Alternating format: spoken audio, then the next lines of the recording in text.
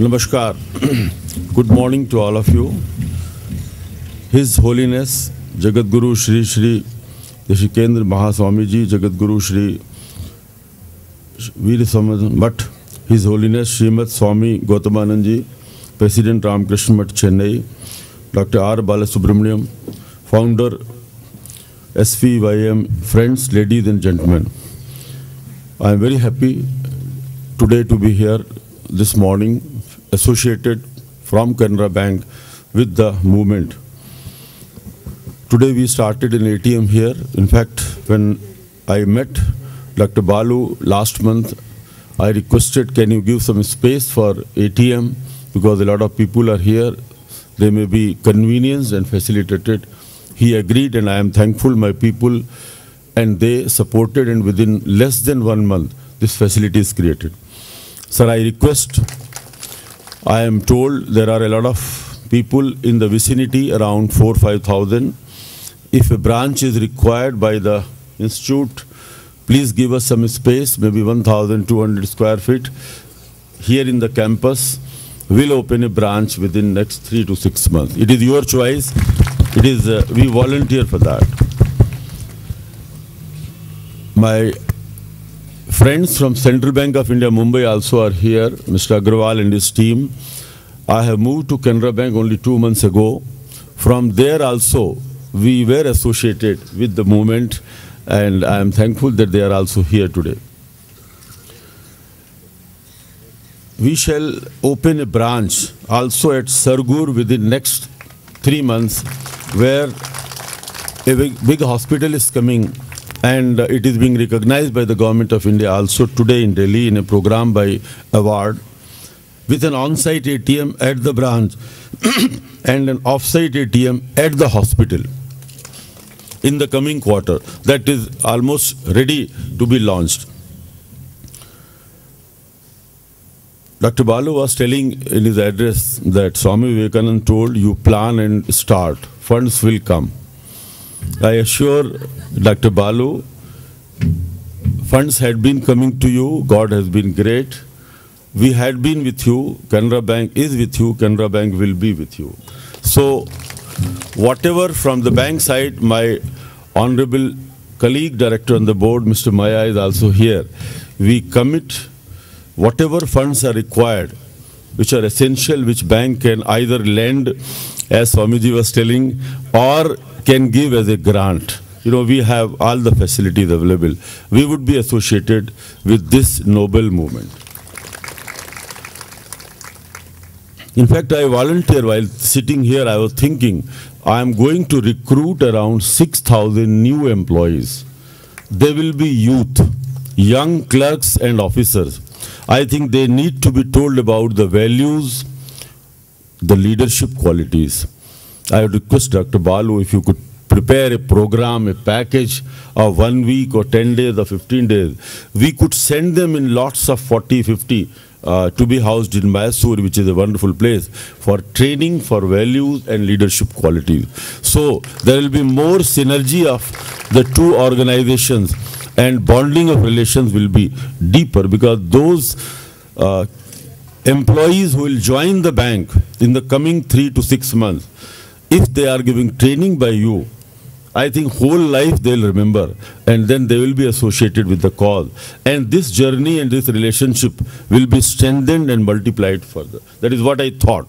Now, we too can sit together and work on it. Let me begin by stressing that voluntary action is not new to India. As some 29 years ago, Dr. Balu started this voluntary movement. Historically, India has a rich tradition of voluntary action. In fact, voluntary action played an important role in India's struggle for independence from the British rule. Swami Dayanand, Swami Vivekananda, Gandhiji and other great reformers were instrumental in the national saga of reconstruction and Renaissance. Leading Indian industrialists such as Tata, Birla, Bajaj, etc. also promoted the growth of the voluntary sector in a big way. Given this legacy, it is hardly surprising that post-independence, the voluntary action movement has grown from strength to strength and is now an integral part of the development process of India. Dr. Manmohan Singh, the Honorable Prime Minister of India, has stressed I quote, "The democracy at the grassroots cannot be strengthened without a tradition of public service and a spirit of volunteerism. These promote a culture of cooperation among the people and between the people and the government. There is now a manifest need to raise the bar by providing an enabling environment for growth of social entrepreneurship in India, an India where the growth process is broad-based, equitable, and inclusive." That led to my volunteering also, that why not my new people which are going to be there every year, they come and learn the values and the qualities of the leadership. Role of Canara Bank has been historically, banks have played an important role by promoting the voluntary sector to transform the factors and processes of economic development. Canara Bank has been a pioneer in this area.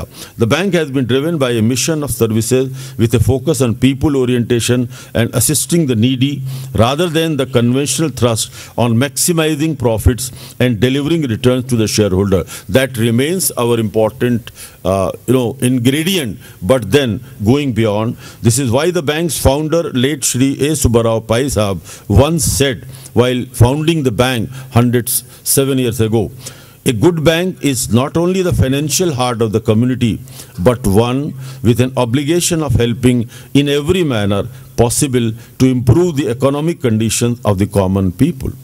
The founding principles continue to be the guiding principle of the bank even today. While the bank meets the banking requirements of all the segments of the society, Canara Bank has always maintained focus on the needs of the common man in line with the vision of the founder to develop people and the society.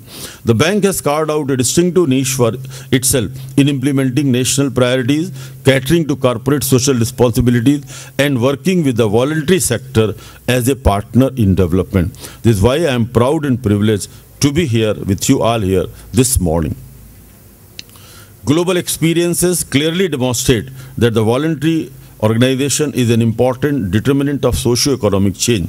The state has used voluntary organization as an instrument of socio-economic development to eradicate extreme poverty and hunger, achieve universal primary education, of which Swamiji is so much involved, promote gender equality, and empower women and combat HIV, AIDS, malaria, and other diseases.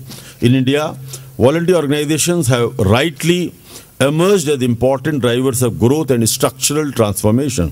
This thesis can be substantiated by the increasingly important role of the voluntary organization in providing more efficient delivery of services at substantially lower cost and creating gainful employment. Such efforts, however, need to gain traction and synergy at this juncture.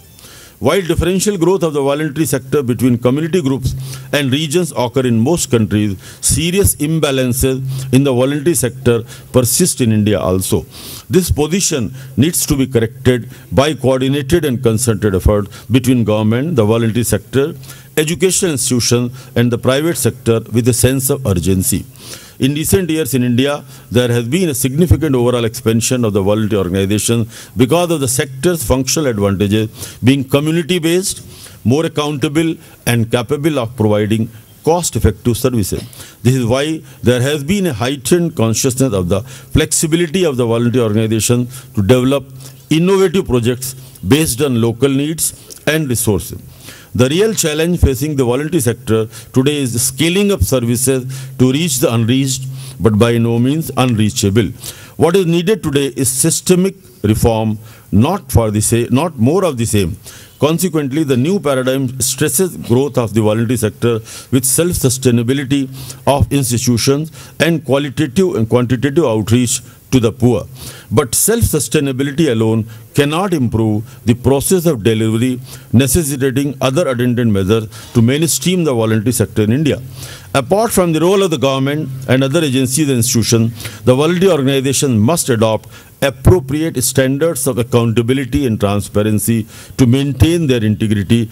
In the ultimate analysis, there has to be convergence and synergy in the efforts of various stakeholders to improve the meaning and quality of life of what Gandhiji called the teeming millions of India. The specter of marginalization of the poor requires a renewed thrust on voluntary organization to create meaning and value in the lives of the underprivileged. I am delighted that Swami Vivekananda Youth Movement Mysore is playing a pioneering role in various areas of nation building. Such endeavors could bring about a silent revolution for improving the quality of life of the vast multitude who are mired in abject poverty. I am told about a tribal institute of education working close by where I definitely would like to visit someday. This institution, which has come of age, needs to enhance its contribution to national development by thrust on innovation, empowerment, and research and advocacy. I am sure that the inauguration of the new facility, Sadhana, today, will be an important initiative in broad-basing economic development in general and enhancing the role of the voluntary sector in particular. While we cannot change the direction of the wind, we can certainly trim our sails to succeed in the difficult days ahead. The reform of the national financial architecture must lead to early and sustained needs, results to deal more effectively with future challenges and to raise living standard across a wide section of society. Development strategies require providing enabling framework to help increase access and opportunity and a conscious coverage of sections which have been either not covered or undercovered by the traditional mechanism.